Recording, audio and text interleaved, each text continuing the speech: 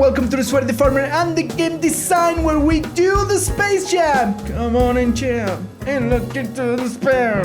Come on and jam with all the revival of the space in the 90s. This is episode number 52, the impact of anticipation. I am the lone name gamer as the Sweaty. And I am Lucho the farmer. Thanks for joining us on this episode. This week we begin racing. Phew, phew, phew. To the top of the podcast chart. We do put the pedal to the metal. Yes? Yep. So, first of all, before we put that pedal into the metal, the disclaimer. Remember that everything that we discuss here is colored by our vision of the world, by our feelings, by our stomach that we ate that day, but how we feel, if we take a shower or not, if we saw a bird in the sky and contemplate existence. So we can be wrong, right, or not in all the opinions that we express here in the podcast. Take it with a grain of salt.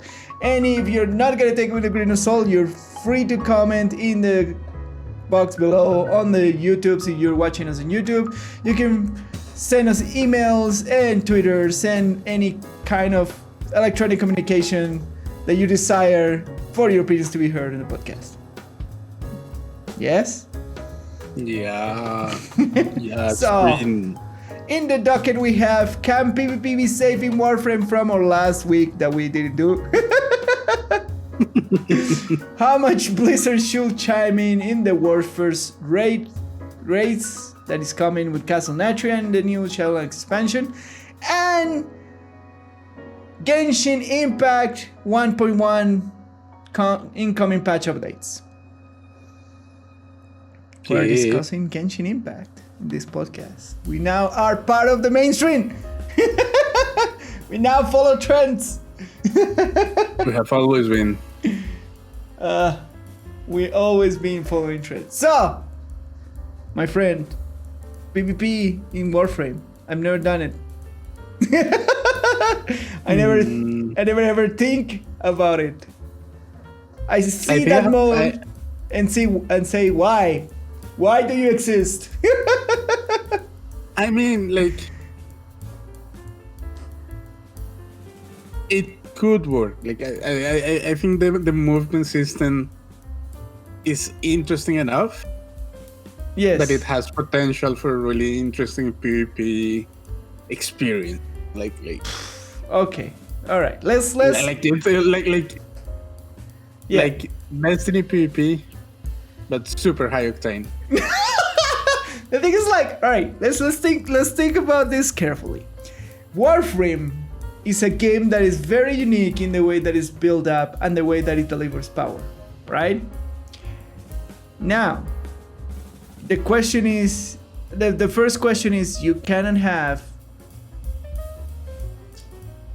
encounters or combat where those systems are so wild. I feel like Warframe has a bunch of wild systems and angles of power and crazy stuff that you can do in the game where you can be not fair at any point trying to do PvP, right? I'm gonna start by saying that. So, and it's fine because that's what the game sells you, that you can do a lot of powerful random things in any shape or way you approach it, right?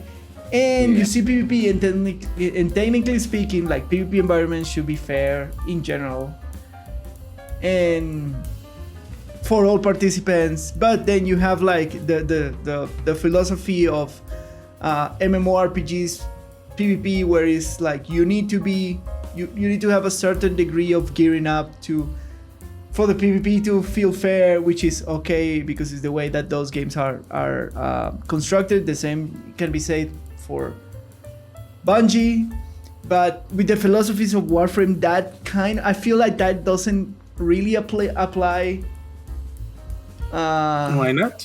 I feel like not. I feel like Warframe is such a chill and take it at your own pace game that doesn't apply that often. And then the other thing is like, all right, then we take the basis of the game and we just dumb it down, like sometimes Destiny does, that they have modifiers for the PvP and multiplayer arenas and that sort of stuff. Just dumb it down so everything is fair and you have a fair competition in Warframe and PvP. And like, but if you dumb down Warframe, you lose the charm of the game. So what is the answer? And I will say that my answer is it should be something like a competition or / race PvP kind of, where you don't, even if it feels impersonal, you will have to try to make it kind of personal with the other person, with the other competitor, because what I want is, you race against a map or against hordes or time or something like that against another person on live. That could be a possibility of a PvP or Warframe, being the easiest thing to do. But I think the hardest thing to do is having, because I was thinking about it like, all right, if that's the case, then you can try to have something like Gambit, but like interactions Warframe v Warframe, I don't know, man. Like at some point something's gonna break. Interesting. Yeah, but I don't know. Like in the Warframe, what do you think, Lucho, about all my rambling? I just did. So I mean, what you're saying is that like the Tetris approach is the thing that should work. The Tetris approach? What do you mean the Tetris? Yes. Have you Yes, played correct. Tetris against other people? Yeah, I remember. Yeah, I know what you mean, yes. Yeah, I mean, you're just playing the game and like by you playing better and faster than the others. Yes, correct. You put extra things on their screens. Yes. That make it harder for them. Yes. Until you're the last man standing. Correct. Yeah, what you're saying is take that approach, put it on the Warframe. Yeah, it's like language.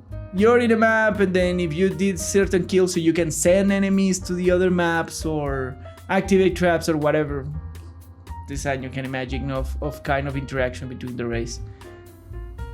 I think that's an interesting idea. Yeah. Okay, I like that idea. Cool. I think that could be an interesting game in Warframe for sure. Yeah. But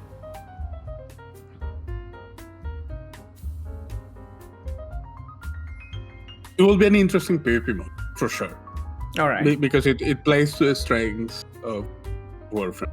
Sure, like playing the horror, like the horror style game is super funny.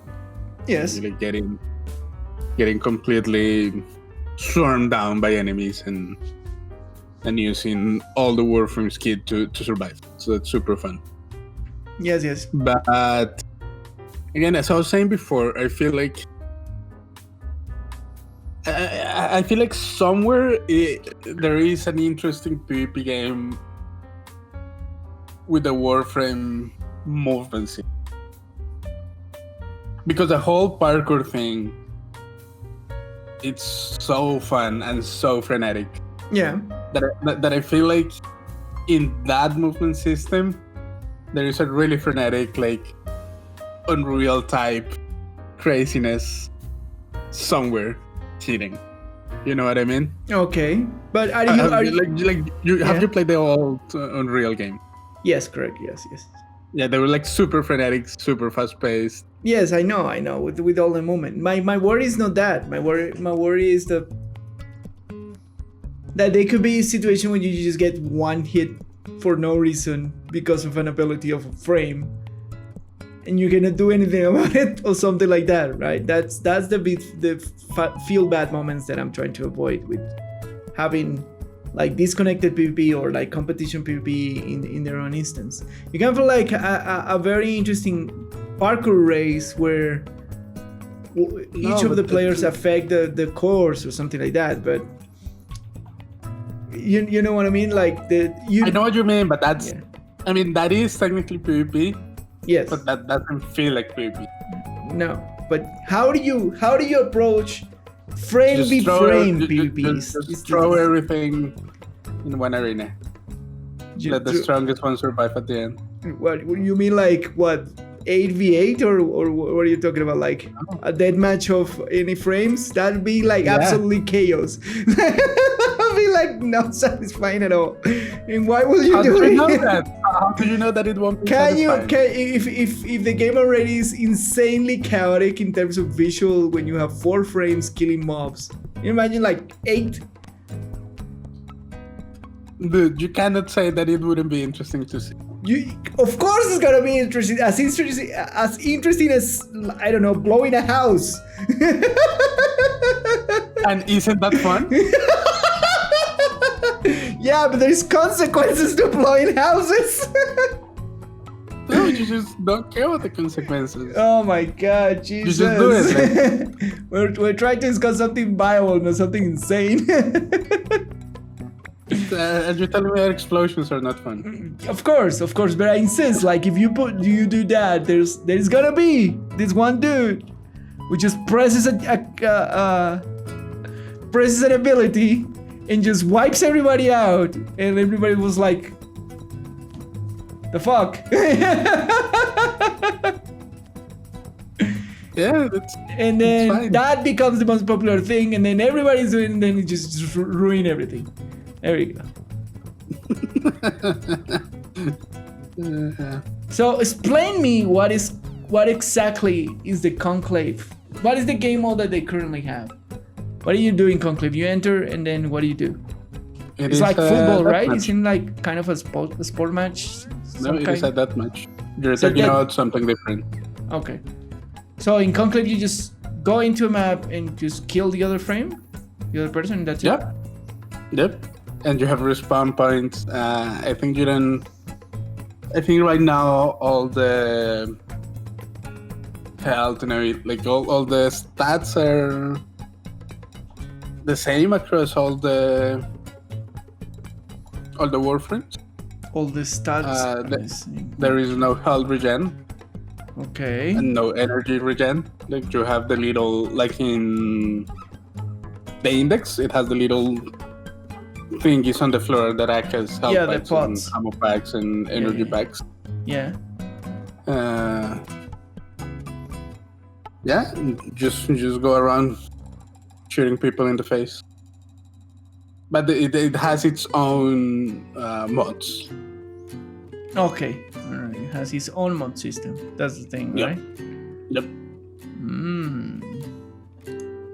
Yeah, I can see why it's kind of meh. It's like nothing.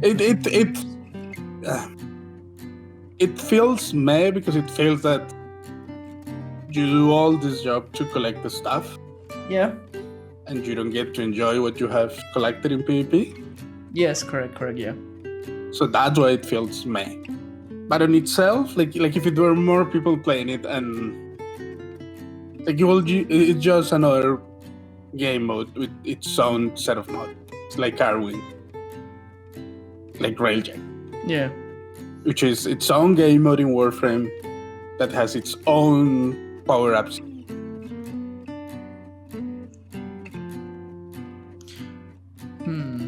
Yeah. You know what I mean? Yes, I know. That it's not 100% disjointed from the normal one, because there are some, but there are really few and rare mods that are shared between PvP and PvE. Of course, yeah, correct. Yeah. But they're mainly utility mods for both weapons and Warframe.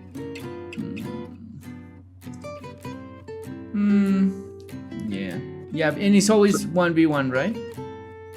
No, I think it's you enter an arena with 4 people, with 8 people. I think 8 people. So 4v4? Yeah, I think it's 4v4.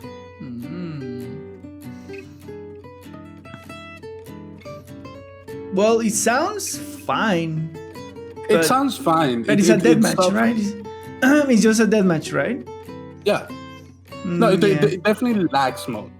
Sure. Yeah. But they are not going to put modes because no one played. It's the same problem that Railjack has. It's the same problem that Arwing had at some point. Yeah. since people don't play the mode, they're not going to put developer hours into it. Because they just don't have the developing muscle. Which is fine. It's fair enough.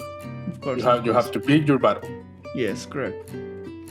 And even though that's the case, they have put the time to develop its own mod system. There are exclusive mods and there are exclusive rewards that you can only get through PvP.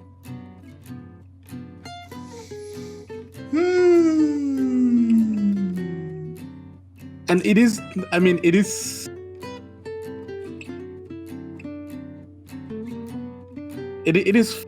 interesting because it also plays kind of a different pace than the rest of the game.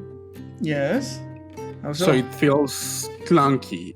Okay. Right. And it's like since you have like players parkouring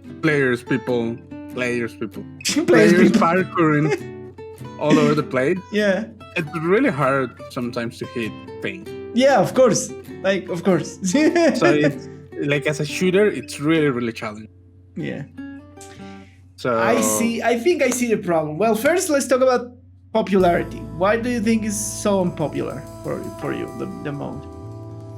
Because you don't share any progress. What do you mean that you don't share any progress?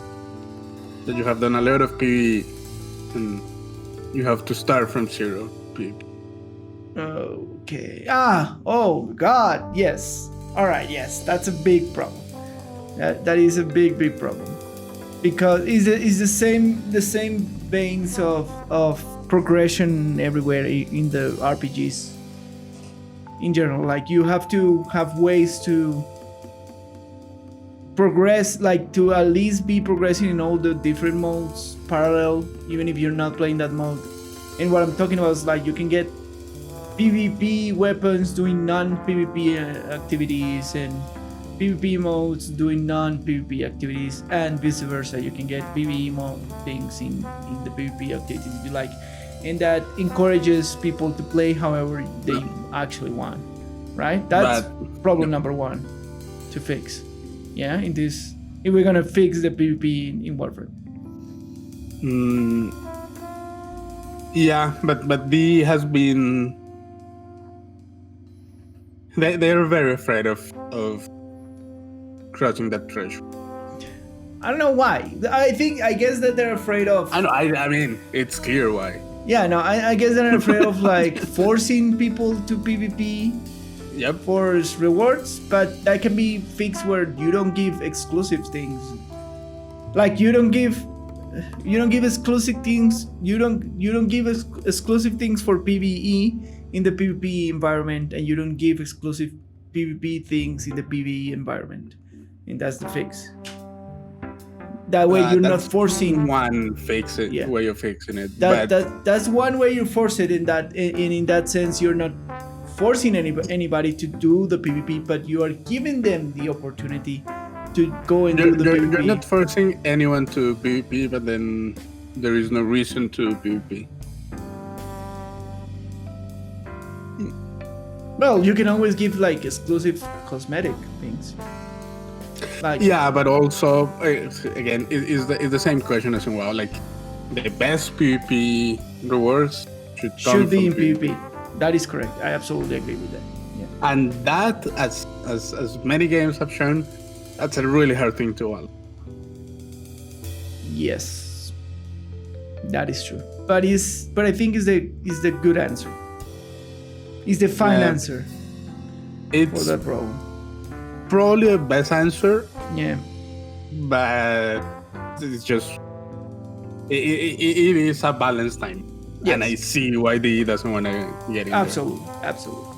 The other thing is like if we do a mode with objectives, like I'm talking about an easy example is like a mobile-like thing when you have a map and you are 4v4 as a team, and then you have objectives to do beyond killing the other thing, and that those objectives will help you win the game or whatever. Like imagine a League of Legends in Warframe kind of stuff. Sounds awful. Why? Because you just mentioned League of Legends. That's different. I'm giving you an example. An example of objectives. Come on, Lucho. Look at me throwing up. And I'll give you an example. A kind of arena with objectives, map objectives to do and missions to do inside the actual map beyond just killing the opponents for due progress. I don't know, go collect cells and put it into a machine and then protect the machine for X amount of time and that sort of stuff. Yeah, I mean that could work. Sure. Yeah. And I think that'll be a better and I think that'll be a better engaging and exploration kind of modes in the PvP and giving more spice to people who likes to PvP, people who likes to compete. They're everywhere, even if they play something as casual, quote unquote, as Warframe. And it's just interesting, like, oh yeah, you have to pick in this map, you have to pick, or in this map you is king of the hill, you have to defend this point for X amount of time. Like even as things as simple as Overwatch, like, oh, take the car from A to B and you just have to protect it, right? No, that's fine. Giving people objectives beyond just killing the other person is more interesting than just killing the other person in terms of the PvP environments. I know what you're saying. Yeah.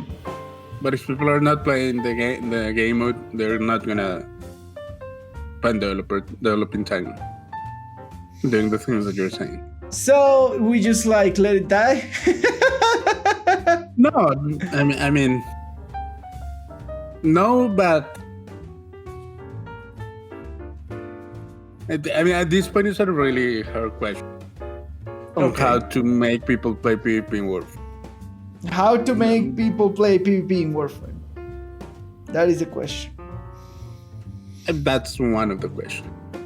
Well, first, I think that I insist, the first thing to do is interesting rewards. There are interesting rewards. There are a lot of cosmetic rewards that are really cool that people want. Yeah. And that people have complained a lot that they should be moved to PvE because no one plays PvP. Okay. So that's not a problem. No, the rewards are there. The crossroads of the actual power emotes for PvP. That's one thing, right? To give people PvP things in PvE and PvE things in PvP. That could be another thing. That could be a thing. Yeah. But I don't see that. They have enough balancing problems in the game as it is. That doesn't mean that the game is unbalanced. Yeah.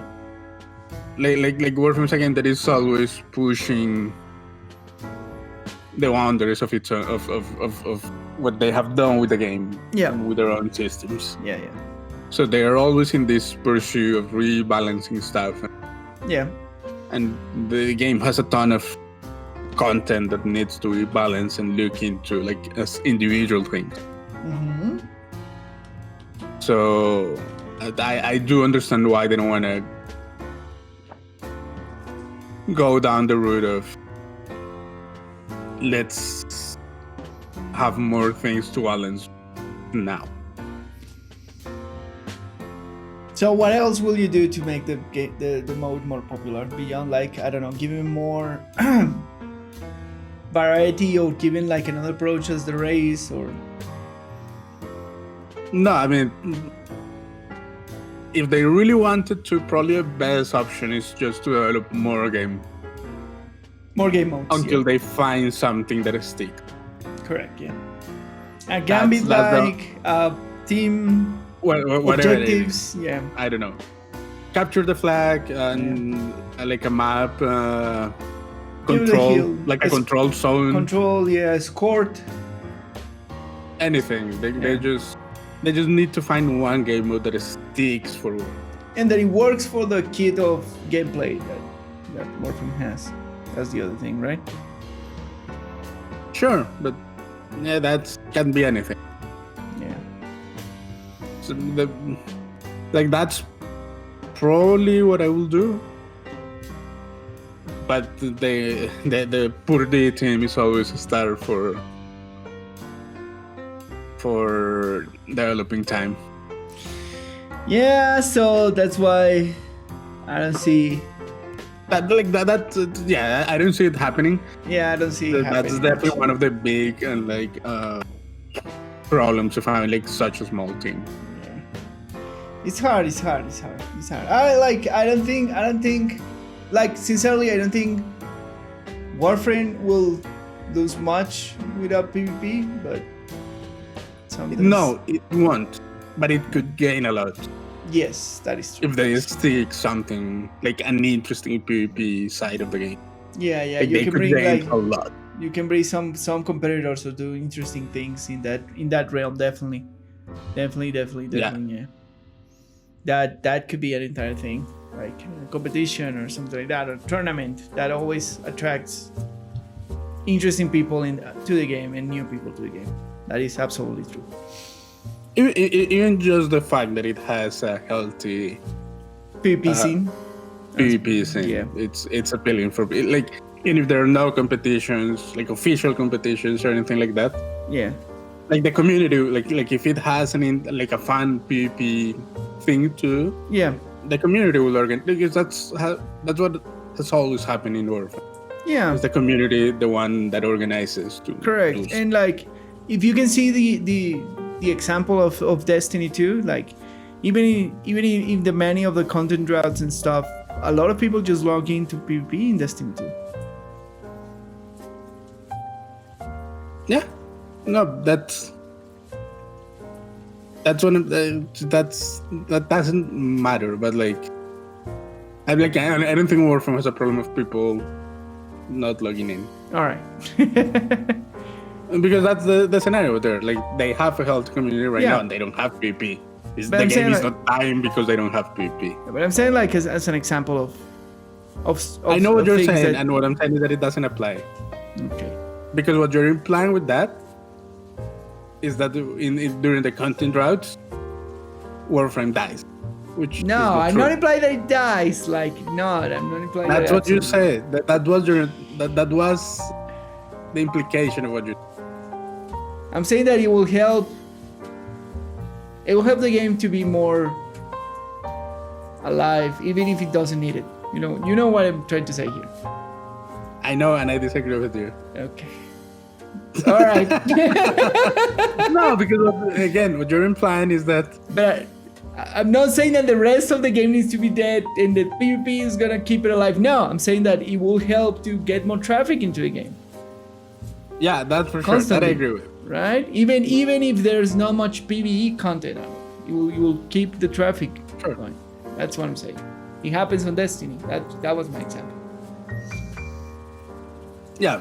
Yeah. So that's what they can gain if they're put some. No, they have a lot to gain.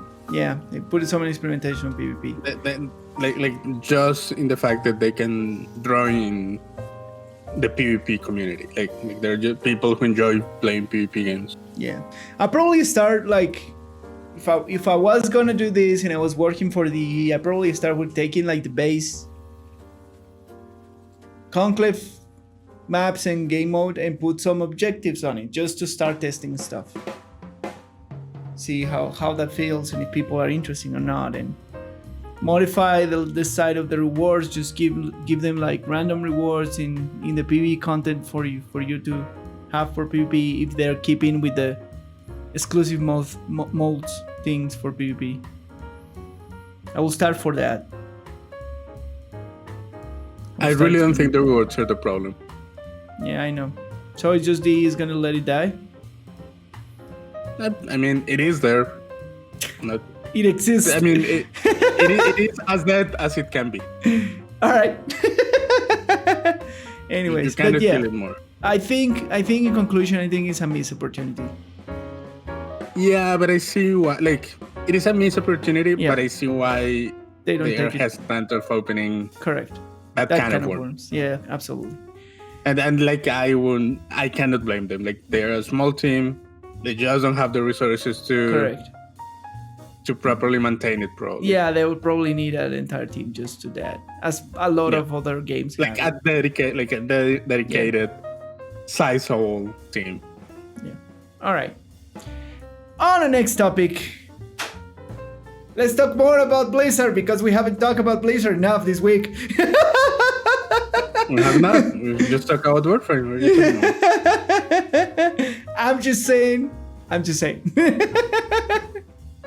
So, with the release of Shadowlands already super confirmed on November 23, we're talking about the world's first race, which is the big event every time a new expansion or big patch comes in.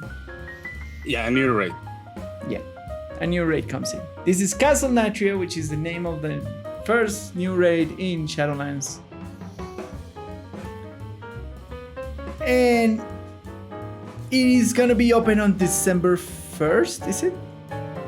No, December 10th. Right? When it opens. Yes? What? No. December 8th. The normal and heroic. Yes. That's when it opens. And in December 15th, the mythic raid is gonna open. So, we were talking about this before, about like our worries in the delay of Shadowlands and how the world reads first, and because the Blizzard employees have to have holidays and everything else. So what was the response from the Blizzard people about this concern? From Ian? Yeah. From Ian? From Ian. Who's the lead developer? Yeah. He basically said that the response is kind of, there was no winning solution for this. Yeah. Because they were not gonna delay the whole expansion just for the race. Correct. Which I think is the right call. Yeah. So they just tried to release as soon as possible, and the race was gonna happen whenever it was gonna happen. All right. And what about the thing that we were talking about, that developers... Talk about it. I don't remember what you're talking about. That developers should have like been aware of what's happening in the raid first, and should they? That's a question. Yeah, like in should they? That happened in Nyalota, didn't? Like they like almost live patch some of the bosses because they were impossible to kill, and then modify. They some always stuff do that in the week of the race. So yeah, they always do it. Are they gonna do that even in this race through the 15 till, I don't know, Christmas and New Year? I mean, the race is gonna end before Christmas. All right, 15. You say it takes around a week, generally. It usually takes around a week. All right. So I think they're gonna be fine. The race, yes. All right. And the developers are gonna be fine. Yeah. Do they need to modify or do something else, or for the race? Yes. Yeah. But again, they like people are talking about this not because of the raid. Then why? Because of all the mythic raiders that are not in the raid. What about it? That they will they will have to raid through Christmas and New Year. Yeah. And that's gonna be a pain for those guilds too. Yeah, for the heavy mythic raid guilds. So yeah, for the mythic raiding guild. Yeah. It's just gonna be a pain in the ass. Yeah. To raid. Like if you are working, for example, if your guild is working on a server first or something like that. Yeah, correct. Yeah. Which like each server has its own like mini race, and or if you're trying to get a good like a competitive position in your server for your guild. Yeah. Those are the guilds that are gonna be affected by the fact that the race, quote unquote, for them, is gonna happen in between the holidays. So is this gonna affect the world first? No, because the world first is gonna end before Christmas. Sure. Fair. Yeah, they're gonna go on in the and they're gonna go win and be on the merry way. And even if it happened during the holidays, can you imagine if that extends for Christmas? If it takes them more than a week. It doesn't matter. They will do it. Has it happened before? Like that a raid? Not that I'm aware. During Christmas, not that I'm aware. No. That a raid took more than a week to finish. Yeah, some of the older. So it could happen. It could get into it Christmas. Could happen, but it hasn't happened in Modern WoW. Okay. I get it. It could happen. Perfectly in the realm of possibility.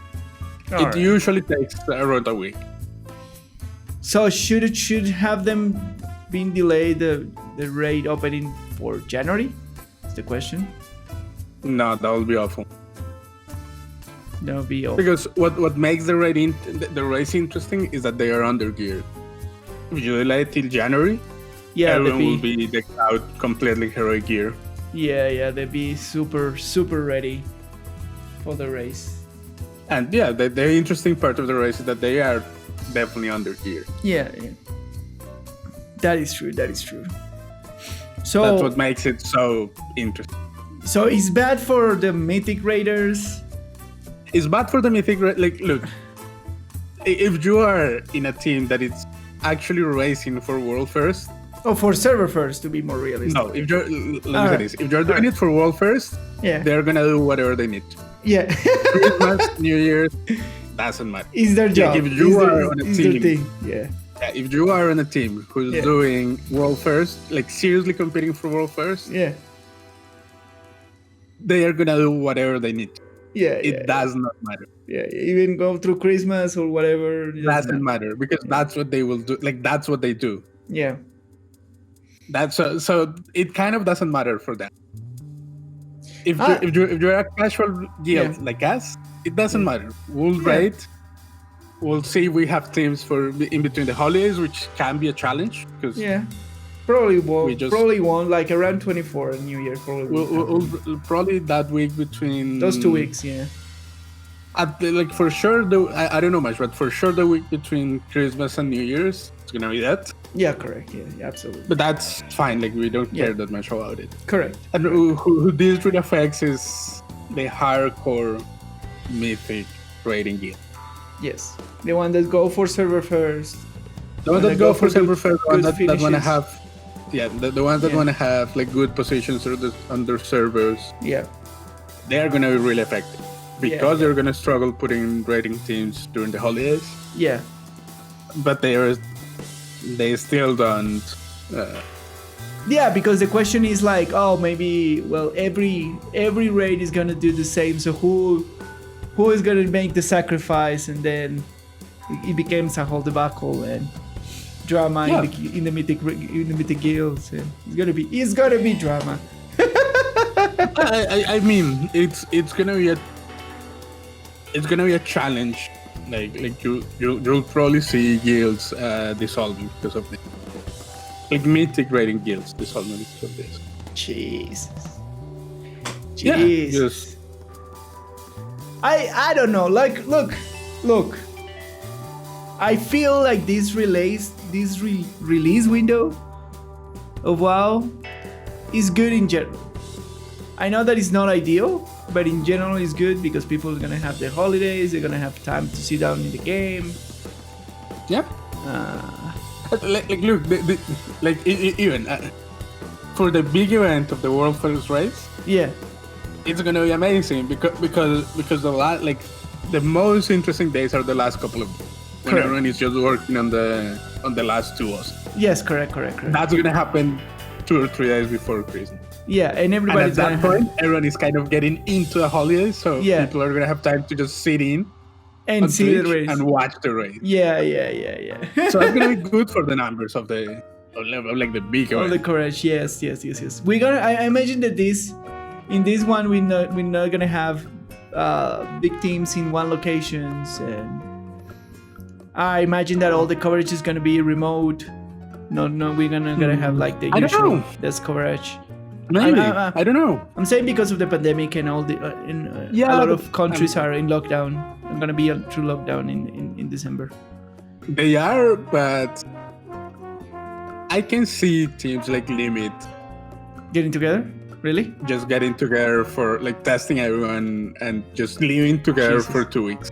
All right. No, like the week prior, Yeah. which is when all the raids open, just getting together. Yeah, of course it will require a lot more like preparation and It stuff. will require more preparation for sure, but I can see it like for a team like them. Yeah, That probably won't be the case for most of the teams in the race. Correct. But like Limit, who has the resource, For sure. will probably do it. Easy. They'll probably still want to put a show, so probably Yeah, wanna and then the other one was apparently was the team with the controversy. The name of the team with the controversy is Method. No. Method. And Method is rebuilding. Do you think they're gonna be in this race? We'll have some version of them. Yeah. Probably. They were rebuilding recently the roster, making like new promises about like keeping the Method. That's what I'm saying. That we'll see a team made out of similar people, or like the core rating group is gonna be the same group. Yeah. But we don't know how well are they gonna do. Yeah, because they won't have the resources. Because all there is the splinter group of all the people that leave Method because of the controversy. They did form their own team, and they're gonna be competing in the race. And they're gonna win the race. They're competitive players. They're really good players. Yeah. But It's gonna they be probably like, won't have the same resources. It's gonna be a super interesting race to watch. I think I will say that. It's either gonna be super interesting, or Limit is just gonna dominate the. Yeah, that's what's gonna happen. Either like Limit's gonna come in with big dick and just like slap everybody around, or it's gonna be interesting. or it's gonna be super interesting. It's either one of those. There is no in between. Yeah. Who were the winners last in Nihilot? Limit? Was it? No. Limit. Yeah, yeah. They were the winners in Nihilot. Yep. And they haven't, and before they have always been losing to Method for like very close. They were basically losing to Method for a couple of tiers now. Yeah. But the race was always very close between those two teams. Yeah. There was, I think, for Uldir or for Battle of the Saralur. Yeah. There was a Chinese team that was almost there, making big steps. Like in the bosses in the middle, they were ahead of everyone. Yeah. So yeah, either Limit's gotta come with his big dick and say we are dominated, or I it's really gonna be hope that doesn't happen, and I really want more like Asian teams to come strong. Oof. Yes, please. And do a little bit of coverage. Those guys are monsters at generally games, so that will be interesting conversation. Sadly, like Western style RPGs are not popular. Yeah, correct. Yeah, they're not that popular. They're more of a niche. But yeah, niche thing. But it would be amazing, like to have a Chinese team, like slapping big T energy. Yeah. Now that we're discussing this, I'm just like getting hyped for it. I'm hyped. I mean, it's gonna be like. I hope it's interesting. I hope Limit is not just stomping everyone. That would be boring. Yeah, that's not a good race. Yeah. But I don't know. Like for example, but I want to ask you. Do you think Blizzard should? I mean, they do have the Mythic race and the Mythic Raiders in mind when they do release stuff. Yeah. But do you think they should have they should care more about this? Like. But what can they do? Like they have challenge is a difficult expansion because it has to be good. Like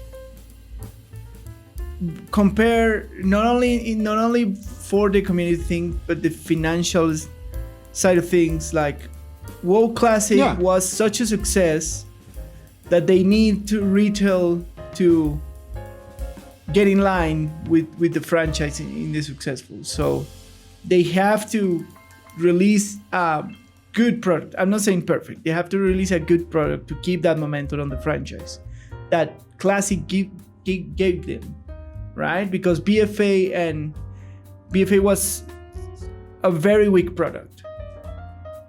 BFA was more successful than people give it credit. Yes, I know. Like, I'm not saying that it was a disaster. I'm saying that it was a weak product. Now, I'm not saying that, you know what I mean? Like, it wasn't even that weak. It was just a regular. In the eyes release. of the It people. depends who you ask. Yeah, in the eyes of the people, but the eyes of the people don't see the reality. Yes, correct.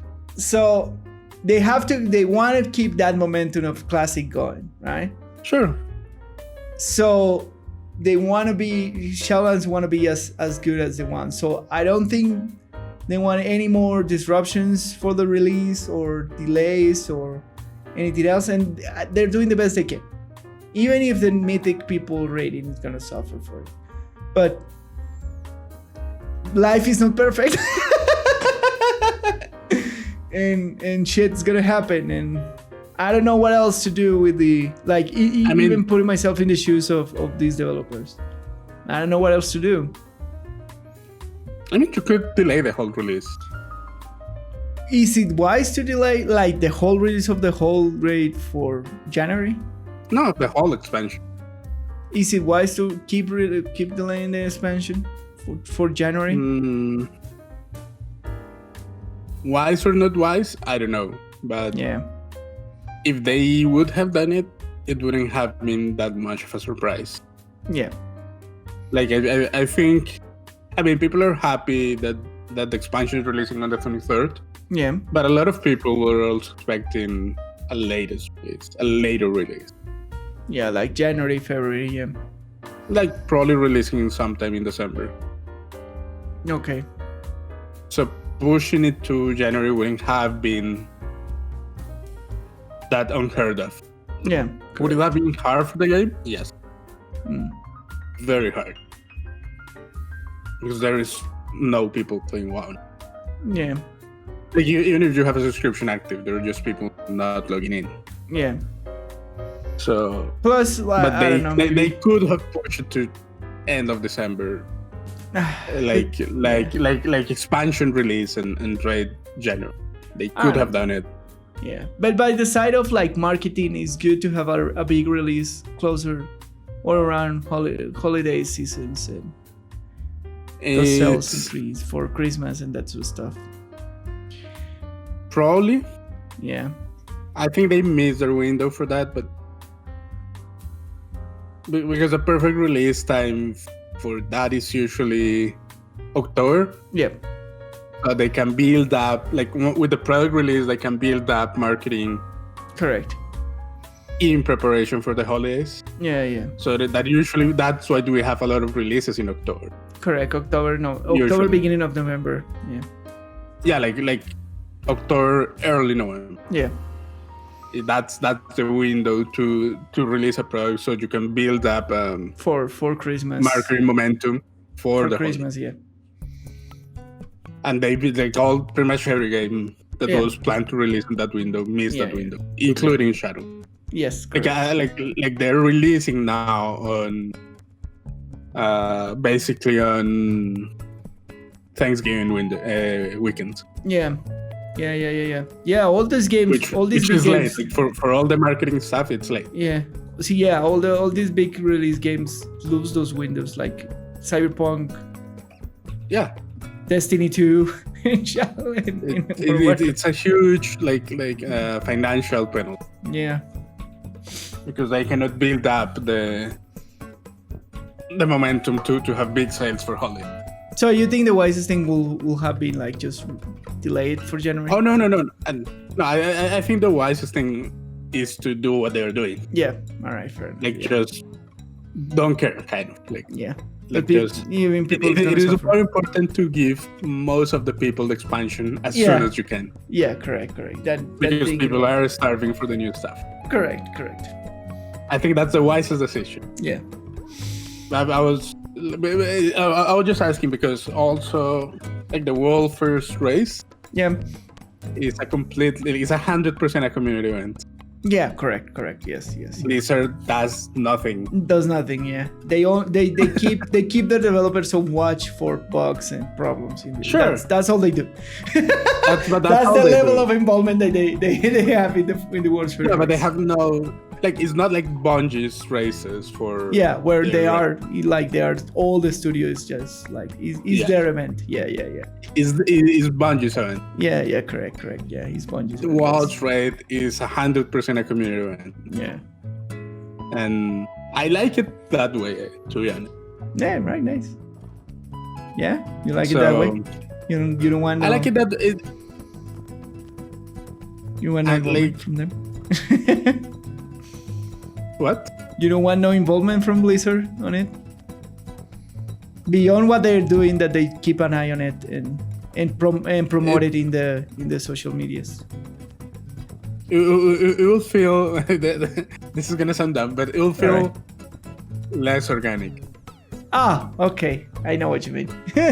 You know? Yeah, because organized by Blizzard, it's like and for World of Warcraft, it was never the raid release and that sort of stuff. It was never geared toward a race or anything like that. No. Yeah. No.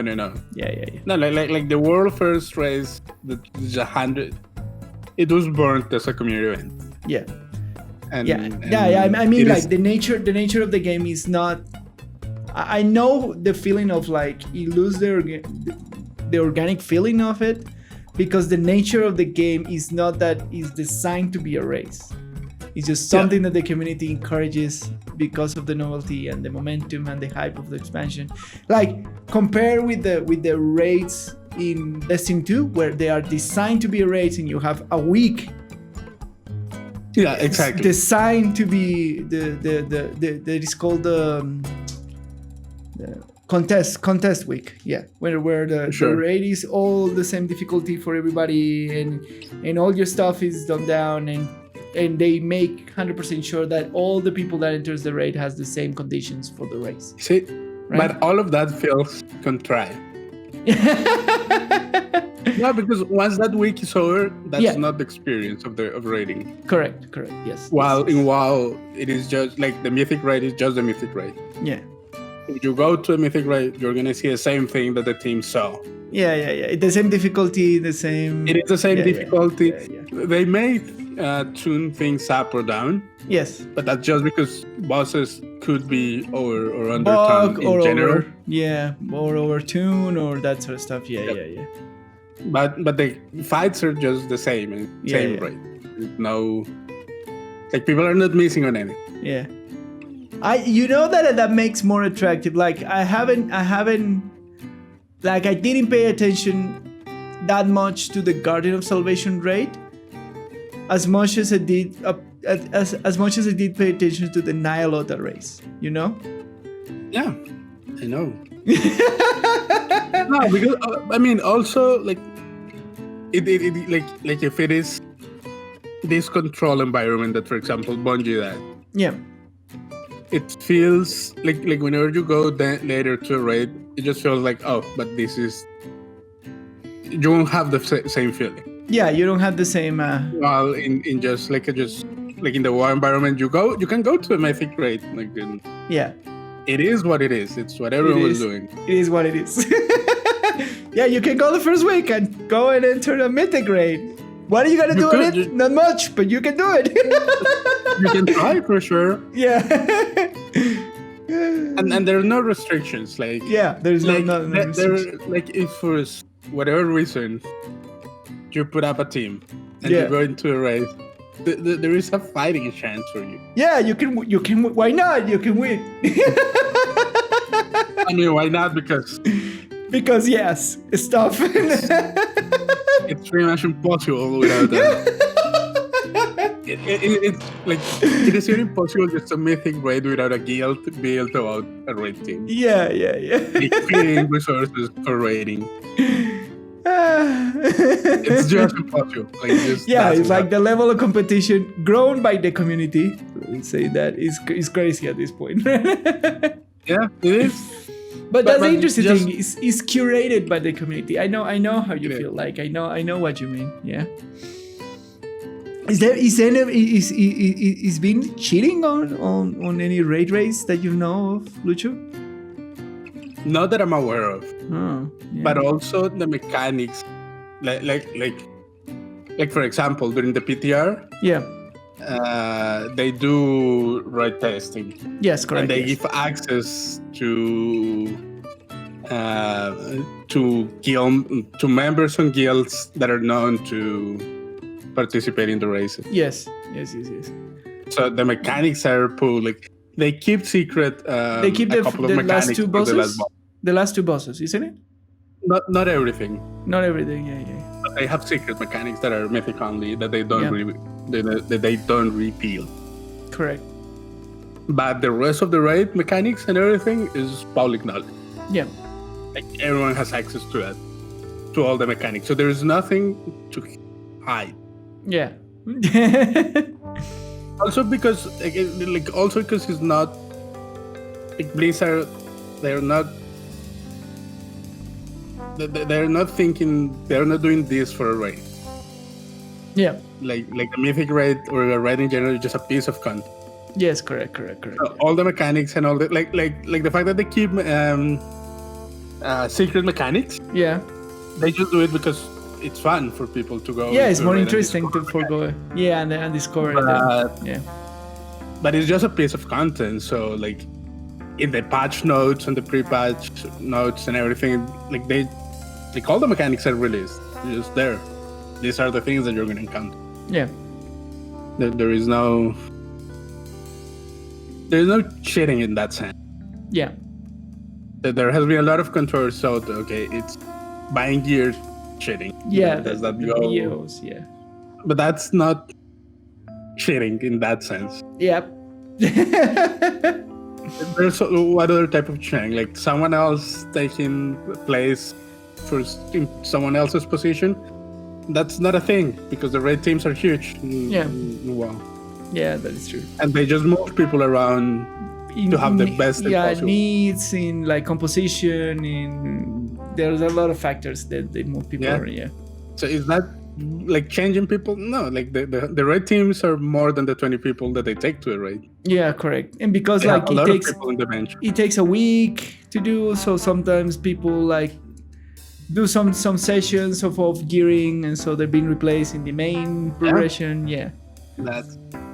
That's all. Yeah, it's super I don't know interesting. What... I found that's the success of World of Warcraft, man. The raid tiers are the best.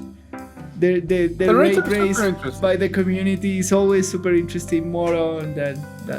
Yeah, I don't know what cheating would be, aside from getting knowledge. Yeah. That is not public to everyone. Yeah, that'll be the like some data mining, some dangerous data mining or something like that, right? Yeah, but like all the information is public. Yeah, that is true. Like there, it's public not because of the data miners. It's public because.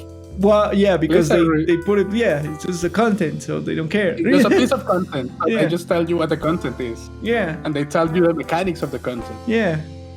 But the race is still interesting because how do you get there? How do you execute it is the interesting part of it. Yeah. And it is interesting to see how they change approaches from pool to pool. Yeah. How change compositions. Yeah. What is hitting the best? Like Nihilota was mages and range damage all around in the majority of the fights. Yep. And they made it super interesting. Yeah. So it is. I don't know. I don't know how cheating would look like to you. Yeah, fair enough. Are you giving asteroids to your players? Is that cheating? I mean, again, okay? What? Asteroids to your players? Is that cheating? Extra rates? What do you mean? Drugs. I don't know. Like Adderall and that sort of stuff. Yeah. Yeah, I don't know. Is that cheating? Is that doping, technically speaking? Like a healthy dosage of like Adderall and energy drinks and just wire up a person. Is that considered doping? Are we gonna talk about doping in raid races at this point?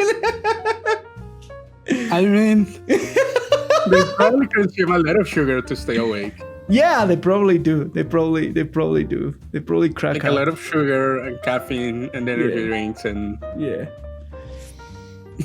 Jesus. I don't know. I like the whole. The whole thing is community very cool. It's spectacular. The fact that it lasts a week is so endearing. Yeah, it's a long haul. You can tune it at any time, and it's funny just see the casters trying to be entertaining through such an ordeal that it makes it part of the show. That's one of the things that is gonna be missed from Method. The caster team. That they were one of the two teams that put a big show. Yeah, that is true. Like as a show, as a team. Yeah. Like yeah, Limit has its show, like Limit show. Yeah. And Method had their own. Their own show. I don't think they're gonna have anything like that. No. So we're gonna have only one like big team broadcast. Yeah, the Limit one, the Americans. The Limit one. You can still most of the people involved in the race are also stream. Yeah, stream and YouTubers and content creators. Generally, that's the pool. Not really content creators. Like most of them are not actually. Most of them are just players. Yeah, last time in the Limit coverage, I saw a couple of content creators. They were streaming, but they're not like. They just streamed the game. No, I saw content creators in the Limit casting There coverage. are, Yeah. but that's not. Most of them are not. Yeah. You're right. Yes. Most of them are not. Yeah. It's just a couple of players in each team are content creators. Yes. Most players in the teams are not content creators. Yeah. They may stream the game because sure, why not? Yeah. But it's not like they're making that's a type of content, but it's not like scripted content. It's not Correct. they're not making analysis and balance things and that kind of stuff. Yeah. But of course, it makes sense because generally those casting teams are kind of big for keeping up with everything. It is fun. We still haven't plenty of streamers. Yeah. Plenty of people involved in the world's first race. Yeah. Streaming the game, streaming the race. Yeah. As individual, but we'll see if the child of Method comes up with the muscle to put up do a something. team stream, which I don't think is gonna happen. Yeah. Nah. I don't see it happening. I haven't heard anything. No, I haven't heard If anything. they were getting deals, money deals with stuff with sponsors, I haven't that heard would be anything. I haven't heard anything. and I haven't heard anything. Yeah. It would be surprising if they come out of nowhere with bunch of sponsors. Yeah. I don't know. I think Limit is gonna take them, like Alienware and Intel and that sort of people who always jump they to have this. they to have all the this- sponsors. Yeah.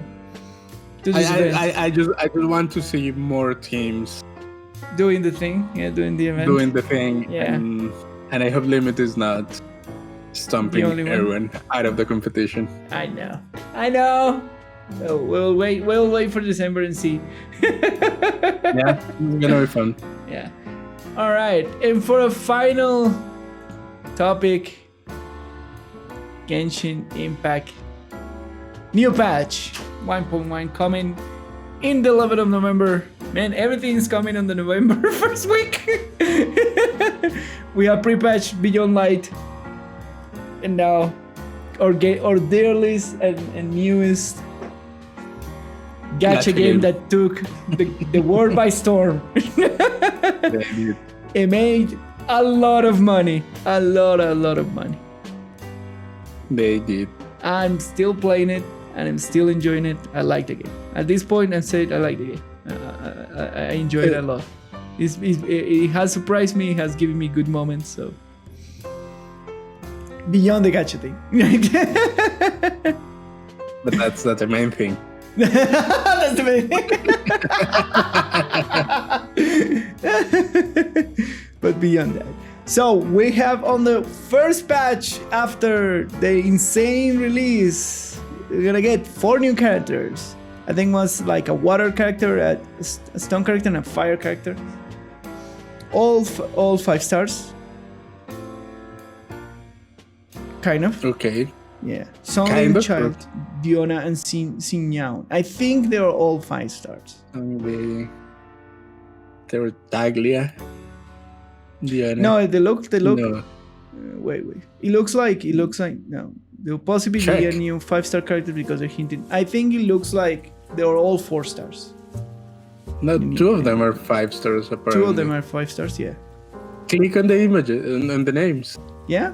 It says the rating. It opens an image and it has the number of stars. No, but that's not the rating. Is it 5? Let's see. Child, which is the other cool character, right? Diona and Signon. What? Yeah, it is the rating. Yes. So 2 5 stars, 2 4 stars.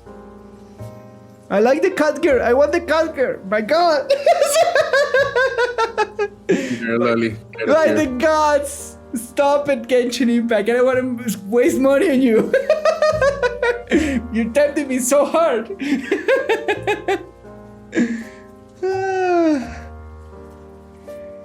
I'm sorry. It's your fault, Lucho. I blame you. I don't even play the game really. But you pointed it to me. I saw all the coverage. I was like, yeah, whatever. It's a gacha game. Not interesting. And Lucho was like, the game is good. You should try it. Then the game is good. It's not my cup of tea, but the game is good. I know. And you were eager for me to get into a gacha game, and so And I got you. It's your fault, Lucho. If I lose my house, if I sell my kidneys for getting a cat girl, it's your fault. I don't manage your finances. Still your fault. All right, and we have a story quest, which looks amazing. The trailer looks super cool. It's like a hydra in the middle of the ocean, man. So cool. It looks super cool. And we have new characters apparently for the future, I imagine, and new events. That's the cool. Yeah, in one of the characters that you interact, which is a guardian, apparently is going to be a playable character.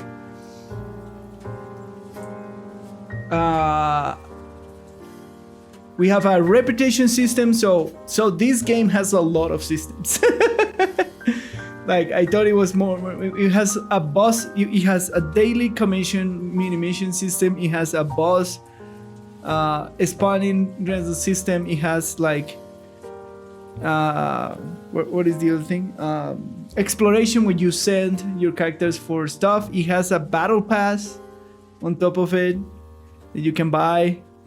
So you have every single system you can imagine under the sun. What? It has a lot of things, but all the things that you're mentioning that are not that deep. Yeah, no, I'm not saying that deep. I'm saying that they have them. Yeah, that's misleading. Like, that can be misleading. They do have the things. They're not super deep, some of those. They're just... Yeah. Just the systems. Easy to think. Yeah. And now they're going to have a reputation system in the world for more exploration and use. What? How's that reputation gonna work? Or what's the point of the reputation? No idea. Well, rewards, I imagine. With bounties. No shit. Yeah, I imagine that it's another progression system. Like I don't think it's gonna be anything different to it. Sure, but like, what's the point of having the reputation? I don't know. We're gonna have, let's see, reputation system, 1 for each region. Mondstadt and Leoe, which are the 2 regions that we have. I imagine that the story of the patch is gonna give us a small piece of the map, but not an entirely new region. Okay. Yeah. It's like they'll probably give us like a new small zone where the quest line is gonna happen. There are 4 ways to level your reputation: bounties, request, and war exploration. Finally. It's separate And the level quest. to adventure or friendship levels, which are, now we have the adventure rank, which is a general experience progression, and we have friendship level, which is a level of friendship with the characters. I'm not quite sure how that works. New NPCs for it. We're gonna give us new wings for the gliders, food recipes, and all that is coming from the reputation system. Oh, okay. It has So it has cosmetics and recipe. Correct. Yeah. And then you have, after reaching level 2 of reputation, you will get new mining crop search. And Oh, 4, that's you cool. get discounts in merchants. Okay, I like this change. This looks like it's gonna make all the little things more dynamic. Yep. Yeah. Correct. And there you go.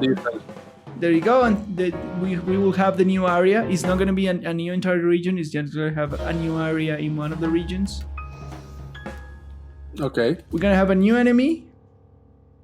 For what? One new enemy? No, probably more. But for what it looks like in the trailers, we're going to have a new enemies. We're going to have the racing, the energy bar increase from 120 to 160. Which is the okay. Yeah, the energy bar for doing the activities and the dungeons and the bosses and that sort of stuff. Yeah, I heard people saying that is not enough. Everybody's saying that it's not enough. Yeah. They need to. I don't know if they're gonna change in the future, but that's the change they're gonna do for now in this patch. And we're gonna have a new quick slot for food. Yeah. Okay, we're gonna have like a new clickable for food and for consumables, which is cool, for potions and that's stuff. very useful. Yeah, that's very useful. We're gonna have new items. So something where you can collect an ammo wisp, like in Legend of Zelda, you collect the fairies. I don't know what purpose it's gonna serve, but we're gonna have that. We're gonna have a new checkpoint system for teleporters. So if I want to go and do something, but I want this particular, if I'm farming a particular boss, I can leave a teleporter there by the side of the boss and go and come back to it. Okay. Yeah. So you can like have less travel time. If you implement it, it could be really a nice quality of life. Yeah, super quality of life things. And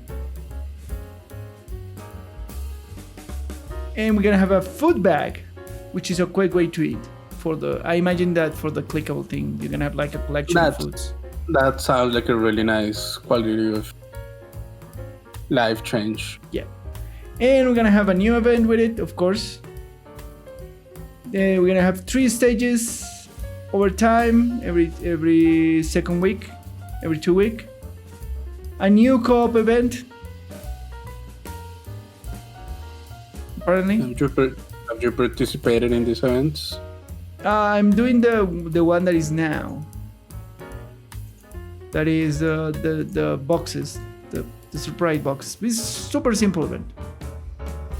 How do they work? I don't know.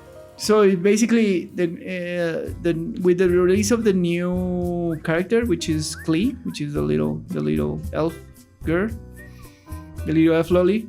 There is a traveler merchant which is in different locations through the map, and then you go and talk to him. He tells you part of the story, and then you give them some resources that he asks you every week, and then he give you a ticket, and then you pick a box from a circle of boxes, and that boxes gives you rewards. Basically, super simple event.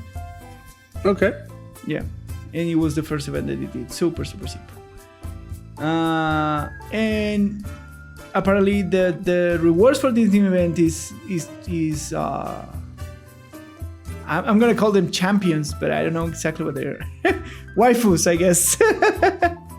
Characters, there you go. So, which is always good, which is always what people want. They want good characters from events. It's one of the best rewards that you can get. because you cannot get characters beyond pulling them and the ones that the story actually give you. I wonder if they're gonna be event on the characters. Yeah. Are they? No. No? Okay. No. It's just gonna be rewards of characters that you already. Because that's something that a lot of gachas do. They do. Like. Well, they so far Genshin has been doing it just with the banners. Genshin has been out for like a month. Yeah. So but, far. But you think it's gonna happen? You think it's gonna happen like a But how do you, and then you put it into the pool? So you do it. No, event exclusive things. Event exclusive characters. So what are you saying? Like you do the event or do a grinding event and then you get a chance to get the exclusive character through the event? Yeah. Oh, yeah. Because I was thinking about the constellation thing, because you have to have, if you're gonna do that, you will have to have the option to grind for in the event. Yeah. To get you can grind in the event. That's pretty common in gachas. Like to have an event that will give you like an event exclusive. Yeah. Character. You can grind it in the event. It takes a lot of grinding, but you can grind it in the event. But it's in a lot of cases and in a lot of games, those are event exclusives. I see. Well, we don't have any information about that, but for sure we have like a better event. You will see it coming, right? You see that will probably happen at some point. I will guess so. As the nature of the gachas. Yeah. We have a redeem code because of the information of the patch note. If you want to get it, already get it. Genshin CHB30. You redeem it for your account, you get 160 Primogens for free. And there's no new mentions of more changes to the racing to the energy system. Everybody wants them to raise up that system because it's very limited for what you can grind on the game. And as you're saying, like I don't think it's necessary, completely necessary for it, as we were discussing in the other gacha games. And you know, No, I'm not a big fan of energy-based restrictions. Yeah. Just time gating is a form of time gating. It just makes you stop playing. Meh. It's either that or makes you pay to play. Yeah, which, anyways. And no news about what is the next banner coming for the year. I guess that is gonna be one of the new characters or something like that, right? Maybe, probably it's gonna be. So those are the news about Genshin Impact. In terms of story, the event looks super cool. Sure. I mean, for me, the most interesting thing is the reputation stuff. The reputation system? Yeah. With that's like an expand thing. They can put a lot of rewards in it. They can expand the rewards. They can add things to it. Yep. So that one seems to be very... It seems to have a lot of potential. Yep. Because of how flexible you can make a reputation. Yes. So that one, I'll be curious to play this because of this reputation system. Oh, nice. Maybe we'll try co-op, you and me. See how bad it is. I can't try it with you. It just makes no sense. It's really, really stupid. All right. We can do it. It just makes... There's going to be an event. So it's going to be a co-op event. So it'll be interesting to try it. Sure. At least for the event thing. If the rewards are cool. if I get there, because I am super behind. Yeah, you're super slow. There's no rush, but yeah, I don't know how difficult. I'm not even like closer to anything in the end game or anything. So I'm taking it super slow. So I don't know. Maybe we can try it. It's not. I'm guessing that we can do some sort of progression. It's not gonna be like impossible. I hope so. Yeah. But I don't know. I don't know. there are some games in which the events are hard, Okay. and other ones where they have a better spread of difficulty. Yeah. In Genshin, I don't know. The Abyss is kind of the hard mode of the thing, but it's infinite roguelite, so it makes sense. Yeah, but that's not an event. Yeah. That's not what I'm talking about. That's a mode. But I don't know. We have to see. We haven't seen like the one event that they have done is super easy, barely an inconvenience, and so. Yeah, that could be an approach, but like I don't know for the gacha game that I play for Girls Frontline. The events are hardcore. All the events are super hard usually. No. Okay. Like they don't design the events for everyone to clear them. Oh, interesting. They are clearly designed for people to like for people with a lot of resources in the game. So we will have to wait and see in a couple of weeks, see how this pans out. It looks interesting. Okay, let me just say something. I prefer events being hard because that motivates people to grind the stuff. Oof. Nice. Like getting stunned by the event and seeing that you cannot get the rewards. Yeah. It either frustrates people, which is fair enough. Yeah. But it just makes you do a grind. It's like, no, next event, I will be part of it. Yes, I will do it. I like that. I like hard. Cool. That's, for example, one of the reasons why I like Girls Frontline, because the events are hard. Cool. They're really challenging. Yeah. Cool. Nice. Yes, it looks interesting. The new stuff for Genshin. Yeah, I will keep playing the game. I am enjoying it. It makes me realize I love to explore in that game. Like that's why I'm taking it so slow. I don't want to burn the exploration in the game. It's super interesting, the puzzles and that sort of stuff. And like in this point, I haven't even like finished the main storyline. I think you finished the main storyline around Adventure Rank 35, and I'm trying to level up for Adventure Rank 30,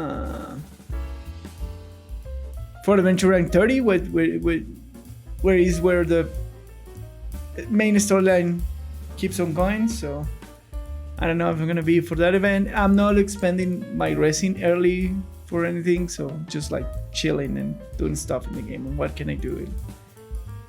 And burning my energy bar, and once that's done, I just stop and come back next day. And in that sense, I'm enjoying the game because it's not demanding infinite time for me. Yeah, no, I mean that's fine. Yeah. It's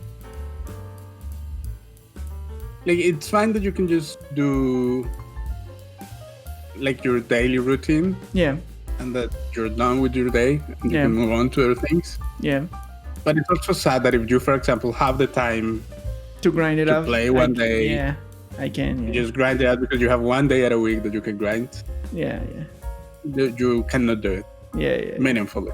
Yeah, that's the problem of the resin system. That's the problem with the energy system. Yeah.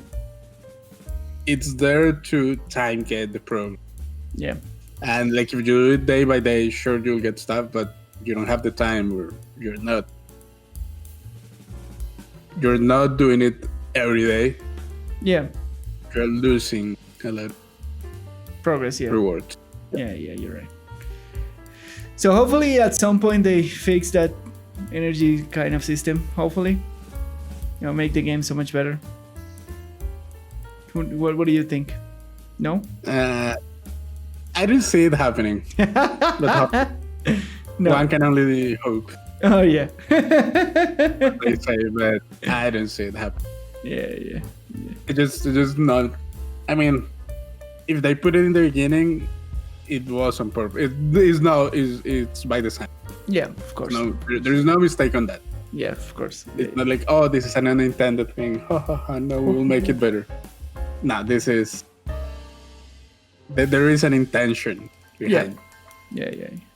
So that's why I don't see it changing. Well, anytime soon, at least. It is what it is.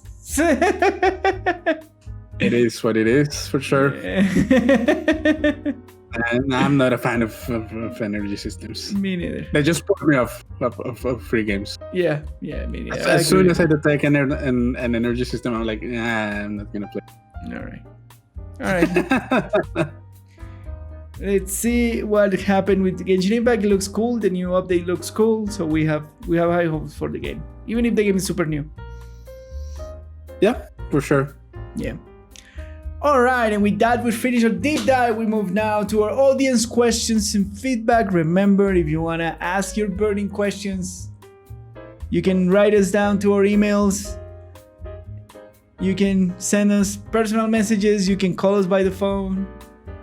You can leave us a comment here on YouTube asking your questions. We'll answer it live here on the podcast. Live. We'll do it live. Any shape, way, or form you want, you can communicate with us. Do it. If we were asked, we will take it and answer them here. So our first question of this week is, how to raise a kid in an environment where loot boxes and predatory practice are ever present in the gaming industry? Some parenting advice from you, Lucho. Come on, go on. Who from me, who doesn't have kids? Yes. I don't know. Just don't let your kids play games with loot boxes. That's it. I don't know. Okay, let's be honest. Games are a form of entertainment. Correct. But they are optional. You don't have to play games. Yes. But no one has. But what if all my friends are playing the games and then I want to play the game? Then my dad says no because he has gambling on it. Yeah. that. I mean, that sounds like the right thing to do. No, but like if you're the parent, you see, okay, that game has loot boxes and it could foster a gambling thing, yeah. And you should, like, you as the parent should say that's not, or that is what I want for that is, or it is not what I want for my kid. Yeah, even like me playing Genshin Impact, I'm being super hesitant of recommending the game. Yeah. Because I know that I have the self-control to go on and do it for free and enjoy my time with the game without spending time. But I know that that's not the case for the majority of the people. Like, even when people ask me, oh, how is the game? Is it good? And the first thing I tell is like, the game is good, but it's a gacha game. So implies that blah, blah, blah, and you have to be careful with blah, and he wants to spend money, and if you don't, blah, blah, blah, blah, blah, blah, blah. And then I say, yes, the game is good. Yeah. I don't know. It's like with kids, isn't it like everything with kids? It kind of, isn't it the parents' duty to educate them? To like I don't know, like shouldn't you as a parent watch a movie before letting your kids watch it or something like probably, that? Yeah. Yeah. It's a very delicate thing. It is, yeah. But I mean, where the majority of their entertainment now is being plagued by all this kind of microtransaction stuff and predatory practices. Yeah, parents have to be super careful. Yeah, and be careful and explain their kid and there's like, I'm not saying that there is no kids that can enjoy this game without even being tempted by the bad practices and that sort of stuff, but you have to put your kid in that mindset, right? And you have to watch it careful. But also, like, it requires certain level of maturity to be able to say, yeah, absolutely, I don't want to spend money to get the new shiny. Yeah. Like most kids, most teenagers don't have that. Yeah, correct. I agree with you. It takes time to develop. Even a lot of grown-ups don't have that. It's not easy. Yeah. And that's where the parenting role comes into place. Guiding them and sometimes keeping them away from those harmful practices. Correct. Like we put ourselves into that because we are grown up, so we're adults. Yeah.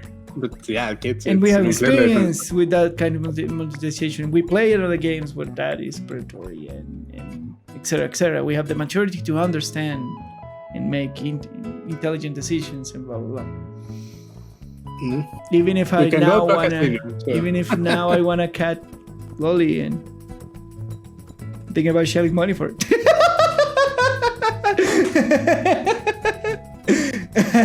I know. I'm just joking, but yes, that is the level of maturity that these games kind of require for it to not be that bad. I mean, maybe it'll be useful to have. I've never seen a rating for a gacha. You never seen a raid for a gacha? Yeah. Like these things are not like rated E for everything. Yeah. They're not rated yet. Maybe that should be part of it. Maybe it's because I think the things like the mobile game market is super regulated. Yeah, it's super deregulated. It's a new market, and regulation is always behind. Yeah, which there's nothing you can do about it. That's what regulation. We do. We do have a rating board, but the rating board is being controlled by the industry. So even in that case, you cannot trust the rating board. In some cases, it is not objective. Yeah, but up to some degree, and you should take it with a grain of salt. Yeah. It gives some guidance. Yeah, because it happened with the loot box. Because technically, FIFA is rated E for everyone, but it has loot box systems in it. I mean, there was the big controversy. Overwatch and a lot of games that have loot box. Yeah, exactly. They're rated E for everyone, but that's a symptom of the rating board being controlled by the industry. Correct. And that's exactly. And like the whole rating system, like the whole regulation being just behind the current state of games. Yeah. Because also the whole loot box predatory thing. I mean, it's not super new, but it's something that has happened in recent years. Yeah. Correct. And regulation takes time to catch up. Yeah. Yeah, we're still like. There's some countries that are already actively banning that kind of practices because they have an internal government control regulation boards over the games. So they're more strict about that sort of stuff. But the rest of the world is kind of free. That also started happening. What? It has happened in like one country. Yeah, exactly. So regulation is slow. Yeah, definitely. That's part of it. It will take you longer to get to mobile game. Yep. So in the meantime, sadly there's nothing. Yeah. Parents can't rely on, just have to keep an eye on it. Take an extra time and be really careful what you leave your kids play or not. Yeah. There's nothing we can do. Anyways, that's what raising a kid is. Yeah. Anyways, for our next question is, which model is the best? Subscription as a service in a game, or free to play with microtransactions? It depends on the game. We have cases where we have subscriptions and expansions and microtransactions. All of them can work. It depends on the game. Right? But so what would be your kind of guidelines if it depends on the game for what it would be best, if subscription or free to play with microtransactions? I mean, nowadays there are a few games that have subscription. Yeah. And all of the ones that have are MMOs RPG. Correct.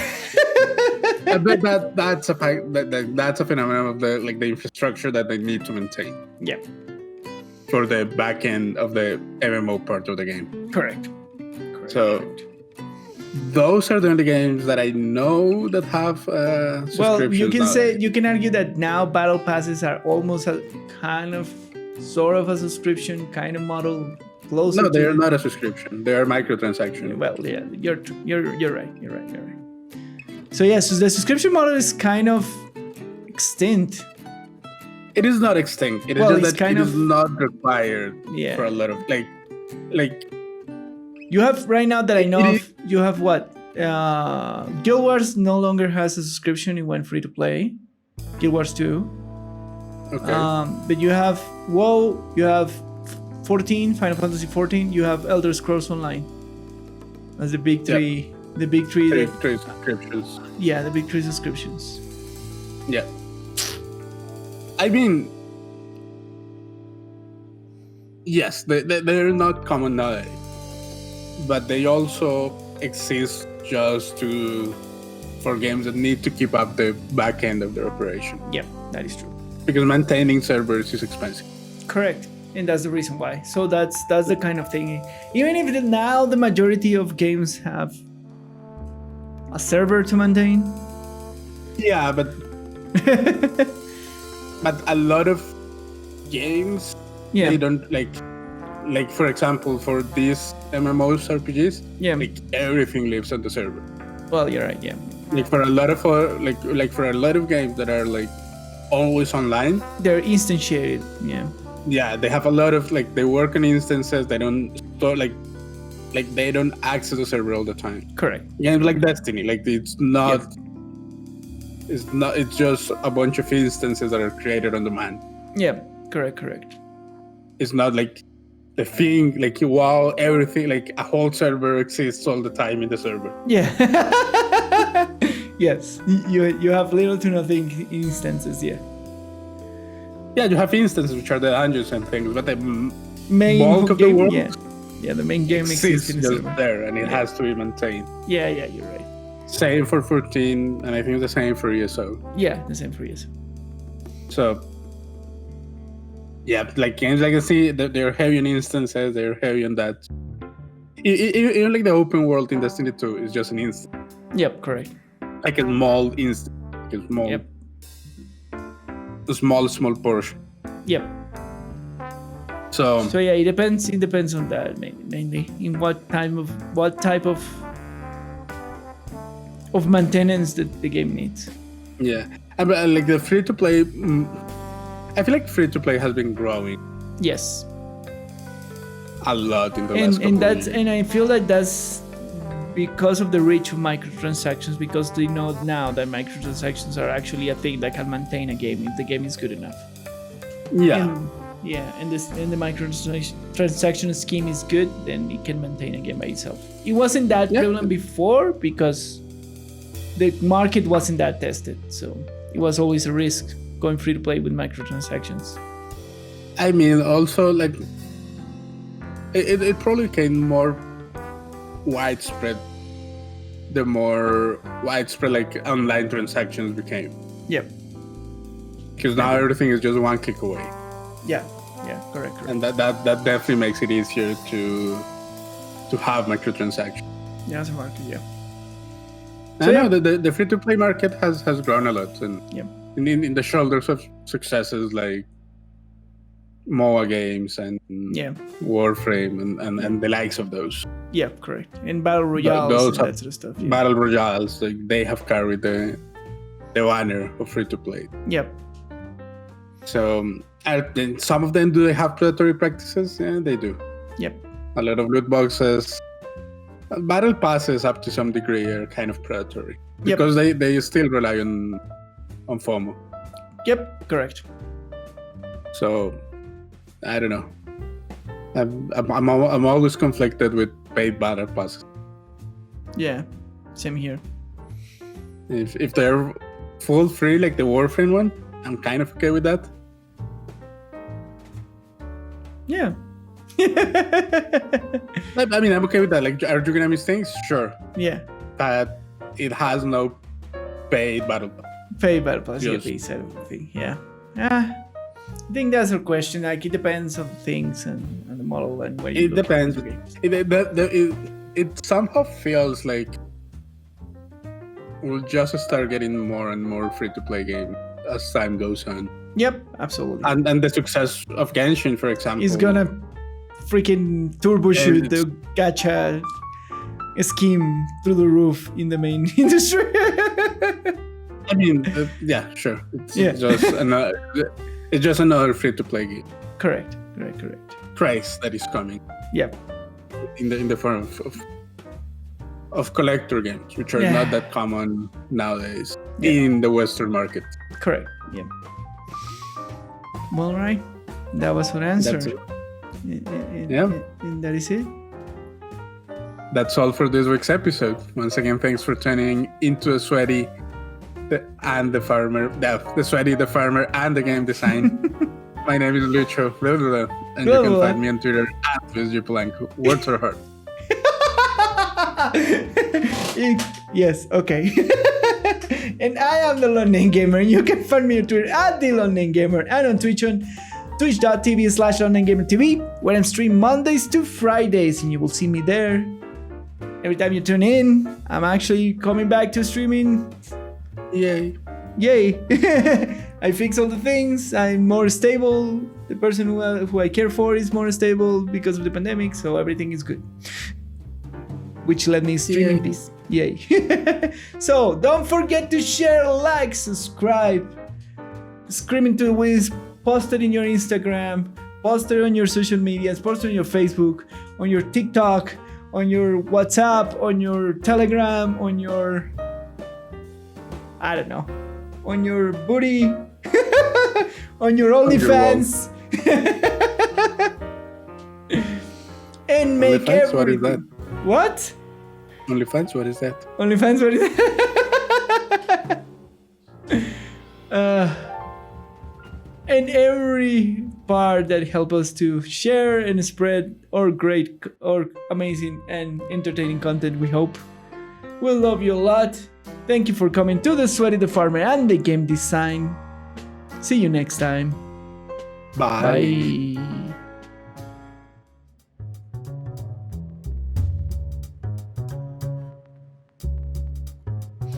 And did you know?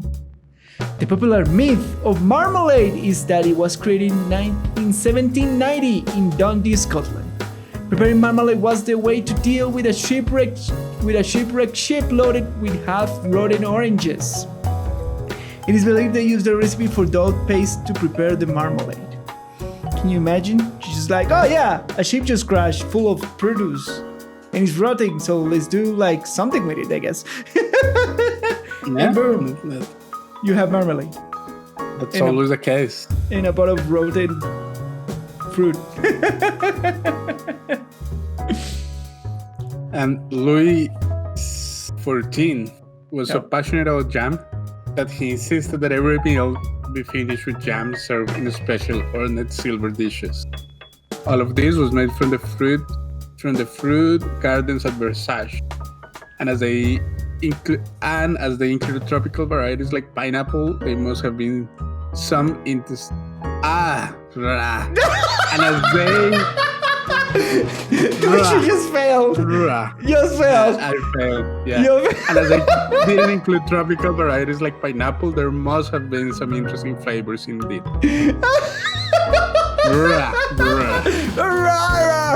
Speaking English. What happened, Lucho? Too much words. Failing. Your brain is failing. And your tongue is going with it. Oh my god. Jammies, what is your favorite flavor of jam?